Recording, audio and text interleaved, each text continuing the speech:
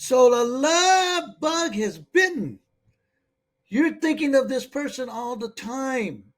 It's the love of your life, and you're thinking about marrying her. Or it's the man of your dreams, and you can't get him out of your mind. Everything you do, from what you eat to the clothes you wear, you're thinking of this person, and you're thinking about getting married. But there's a slight problem. They were born in another country, and there's immigration rules and issues that you have to deal with. Perhaps you met this person at a friend's party, and so they had a cousin visiting from another country, and you met her and you fell in love. Or maybe you're going to college and you met a man from a different nation that attracted you, and you began a discussion. And now the two of you are madly in love with each other. It could be that you met on a dating site. You went to their country to meet them. They came into the United States to meet you. And so now the two of you are thinking about getting married. Therein lies the issue. How should you go forward? Many couples come to my office in this situation, wondering, do we get married here? Do we go back to my home country? I heard about this thing called a fiance visa. What should I do? What should we do? How should we proceed forward? In this video, I'm going to present three scenarios, three different situations that you must consider. First, let's go through who we're talking about.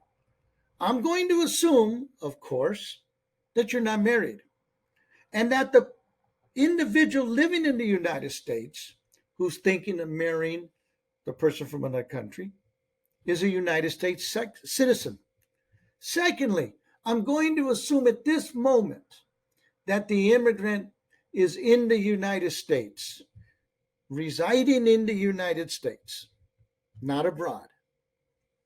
Third, because the immigrant is in the United States, we have to talk about how they arrived. And that is the fundamental issue here. There are three different situations you have to be aware of.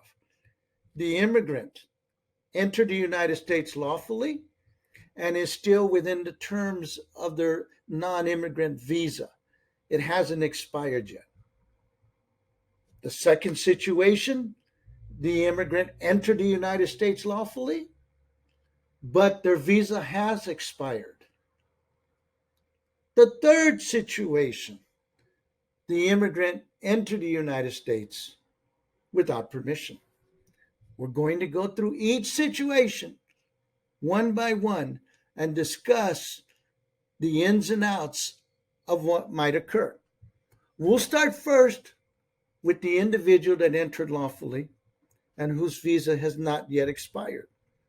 They are capable of going forward under what is known as adjustment of status, assuming there's no other visa fraud, assuming that they entered solely for the purpose that they told the government. If they said they were visiting, they came in as a tourist. If they said they were coming here to study, that's what they did. And so they haven't violated the terms. If they haven't violated the terms, then yes, you can get married and you can proceed to an interview here in the United States because there's no immigration blemishes that should prevent that. Of course, the couple could also decide that the immigrant goes home and that they get married over there, or maybe they get married here before the immigrant goes home, and that they conduct the immigration process through what is known as consular processing. And the immigrant and his or her spouse will go to an interview in the immigrant's home country. That often occurs because the immigrant is under some traditional or religious beliefs, and they want to do this for their family. They really want to get married at home so that their family could be a part of this. There's also the possibility that the immigrant could go home, and then the United States citizen can file an immigrant fiance visa petition for them, a K-1 visa petition for them. The immigrant then goes to an interview, proves that they're a legitimate fiance, that they do plan to get married as soon as the immigrant is allowed to re-enter the United States. 90 days after re-entry, they get married. In this situation, where the visa has not yet expired, the immigrant and the United States citizen can take advantage of any of those three options. Let's now talk about the second situation. The immigrant entered lawfully. The love of your life entered lawfully. The man of your dreams entered lawfully. But they've overstayed the terms of their visa. They did not leave when their tourist visa ended. They did not leave when they finished their schooling. What to do then? Well, so long as there's no other blemishes, such as fraud upon entry, that they knew they were going to stay here and that they weren't just a tourist, then they can still proceed to adjustment of status here in the United States once they're married.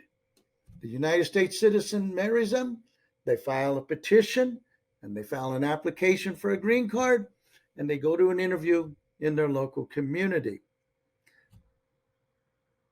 This couple, however, could also take advantage of the consular processing and the fiancé visa rules. However, when the immigrant goes back home to their country, the issue of how long they've been here becomes significant.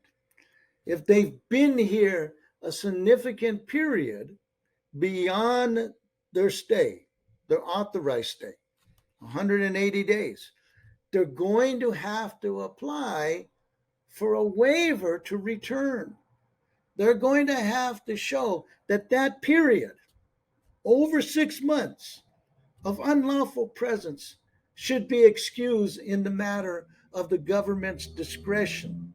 So they will need to file a 601 waiver, a waiver of inadmissibility. And so if they go through consular processing, they have to file a waiver to come back in, even though they're married and even though the consular officer believes that it's a legitimate marriage because the immigrant resided in the U.S. longer than they were supposed to. The same thing with a fiancé visa.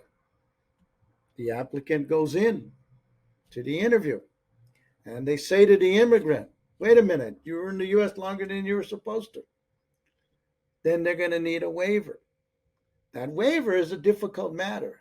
And you may want to see some of those videos that I've created for individuals that need waivers. I'll post them at the end of this video. So you can click through and read what goes into or watch what goes into these situations and what evidence you must present to the government officers. They're doable, they're difficult. But going back home then creates a problem for the person that's overstayed their visa.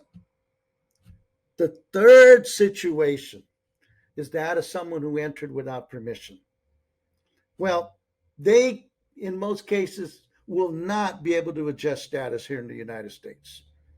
They have no hopes of going to an interview here unless they had a petition filed many, many, many years ago by a citizen or lawful permanent resident that was approved. For instance, the love of your life comes to the United States to study.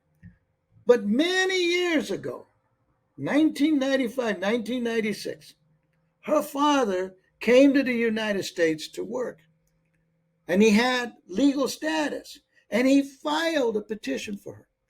never followed up with it. Maybe broke up and separated from the immigrant's mother.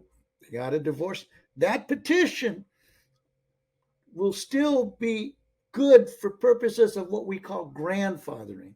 There was an earlier petition before April 30th, 2001, and that allows an immigrant to attach that to their application so that they could possibly adjust status here in the United States, even though they entered unlawfully.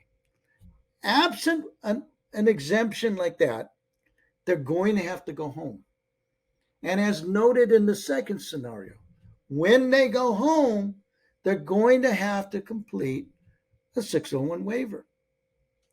They're going to have to present a 601 waiver in order to be able to come back to the United States. Since they are already on this side of the border, they can present the waiver before they leave. But they still have to win. And these waivers, as I said, are very difficult. They're based on a concept called hardship. So let's go through this real fast. The couple's not married. The petitioner is a United States citizen. If the immigrant has entered lawfully and is within the terms of their visa, there's no other blemishes, they can adjust status here in the United States. She can stay here, they go to an interview, and things should work out. Second scenario, the immigrant entered lawfully, but overstayed the visa. The immigrant could adjust status here in the United States. But if she goes back home, she will probably need a hardship waiver. The third scenario, the immigrant entered unlawfully. Unless there was a prior petition or some other grounds that qualifies her to be exempt from the unlawful entry issue, she'll have to go home. And a 601 waiver will definitely be necessary. So those are the three options for couples not yet married. And as I noted, many couples come to me before they get married and they want to weigh their options. And we lay out the options, we get their history, and sometimes they have all three options. Sometimes they only have one. Sometimes they have to go home. The immigrant has to go home and do a waiver. Nothing else they can do. Other times they have all three options and they have to choose. Every situation is different. And that is why immigration facts before you file are critical. So if you're thinking about getting married and this person's on your mind all the time, and you're not going to let anything get in your way, you're not going to let the mountains and the valleys and the hills and the immigration border stop you from living together with the person you love, these are the options that you need to consider. I wish you and the person you love all the luck in the world, but be careful that you understand the rules so that you choose the option most likely to succeed for you and the person you love. Take care. Thanks for watching. Know someone who might be interested in this video? Then please take a moment to like and share it with them. Also, if you would like more videos on immigration, just click on the subscribe button. And here's a little bonus, a short guide that you can download for free by clicking on the link on the description box or the square-shaped image. Plus, if you have ideas for videos you'd like to see, write a short comment below or feel free to contact me at carlos@VitaraImmigrationLaw.com. My name is Carlos Vitara. I appreciate your time and hopefully we'll be talking again very, very soon.